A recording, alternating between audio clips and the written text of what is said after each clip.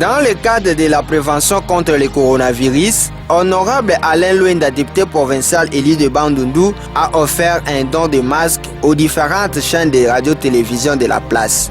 Conscient des risques qui entourent les journalistes face à la pandémie de coronavirus, l'élu de Bandundu a remis en premier un lot important de cache-nez au chef du personnel de la radio-télévision nationale congolaise RTNC Bandundu, M.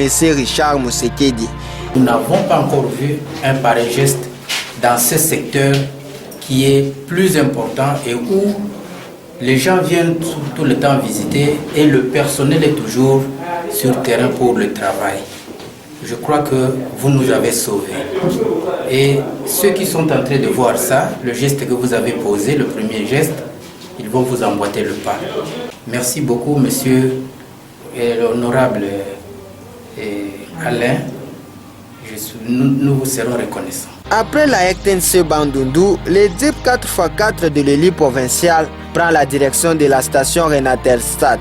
Sur place, Alain Luenda, accompagné de son épouse, Madame Solange Fataki Luenda, sensibilise les professionnels des médias de Nzondo Télévision, Radio-Télévision Étoile Centrale, Radio Vénice, ainsi que les personnels des réseaux nationaux de télécommunications par satellite. Ce geste d'amour est une fois de plus salué. Nous devons sensibiliser la population pour la maladie. Nous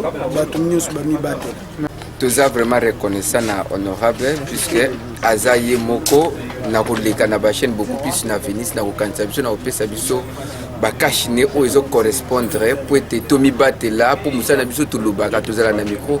Merci na ndenge asali ba action et continuer kabo.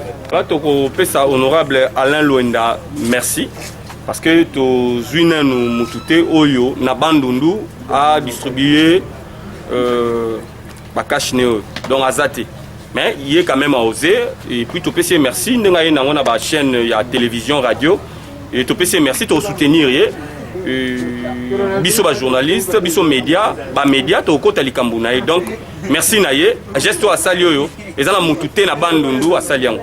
La radio-télévision Bandundu Développement RTBD n'est pas épargnée du danger du coronavirus. Ici, Alain Luenda pose les mêmes gestes.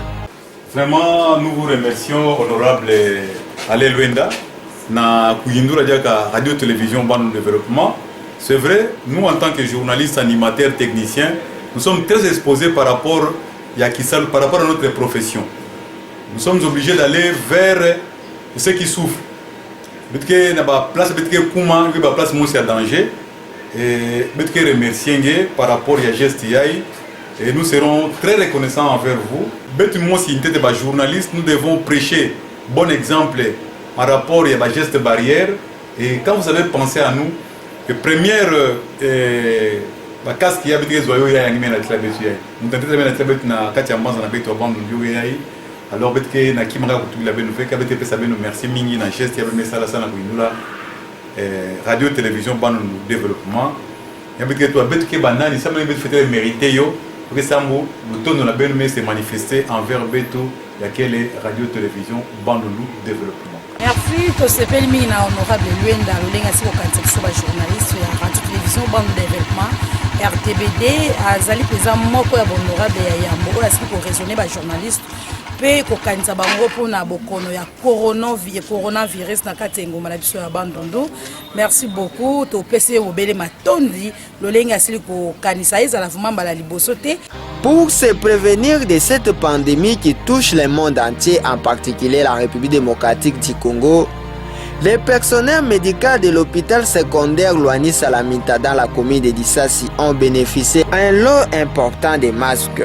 Le médecin directeur de cet hôpital n'est pas resté muet après la réception de ces dons. Merci beaucoup. Pour na personnellement banda de aller au salle ce qui inane au déjà honorable mogote à visiter biso.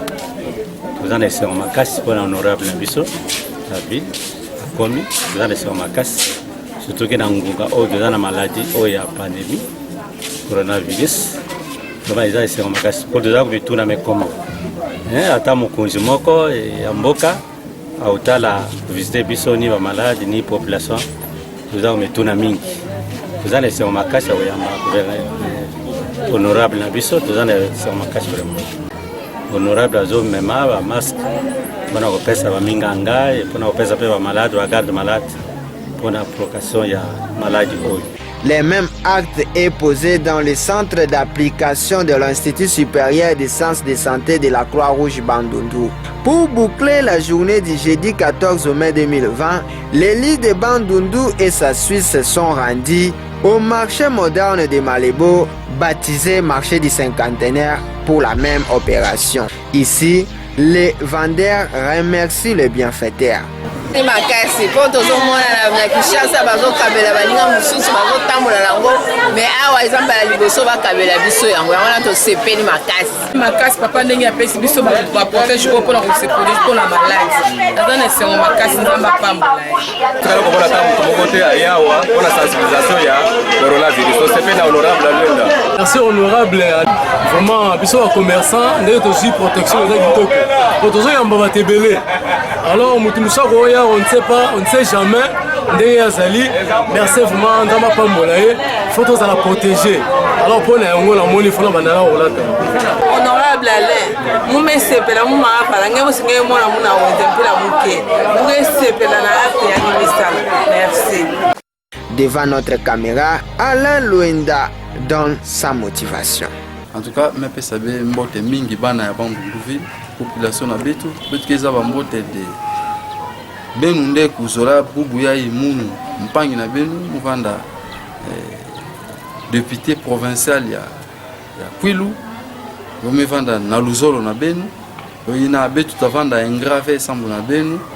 Toutefois par rapport à maladie eke na kusala eke na kupesa mpasi oyina pe munu eli na benu meindula kebetu sosa mpila kusala quelques cachine pour remettre na population oyina betu mesala na kilumba bubu na betu memeka kuluta na ba grand marché na ba centre de santé na ba quelques hôpitaux betu meluta mpi na ba chaîne na betu nyonso ya ba radio télévision sambu na kupesa mais na bampangi ya meba kante TV ben mon en passe fait betu toujours opération qui est en cours betu na kukwenda malem betu 5 minutes ya couvrir voilà mon boulot betu se protéger contre maladie ya betu ça betu nyonso maladie ya yozola mvindu ve entourage na betu yo vanda propre betu ça na mbota maboko ve betu yamba na ve pouvoir tellement à la distance il y a 1 mètre et puis là en fumu ke lomba betu betu na betu to ça yo sambu maladie na kota betu ça mbota ka maladie na kota awa to pesa mpasi mingi tata na baboala mindele ya buke binga ba pays développé bubuye boke toucher na maladie na